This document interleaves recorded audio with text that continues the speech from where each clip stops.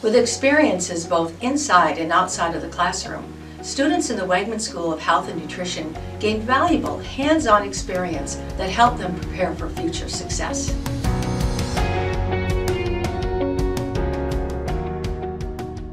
I'm Barbara Losi, head of the Wegman School of Health and Nutrition. Faculty, students, undergraduate, and graduate work on a variety of projects. ELM is a clinical randomized study exploring how nutrition, stress management, and physical activity can help treat metabolic syndrome. The ELM study offers students a unique opportunity to work with people directly to improve their health and well-being, as well as to work with faculty to learn more about health research. Research at the Wegman School of Health and Nutrition can also be very technologically oriented. For example, the About Eating project uses dissemination science to distribute an online education program across New York State. Students are involved in translation of this program into Spanish, as well as participant recruitment.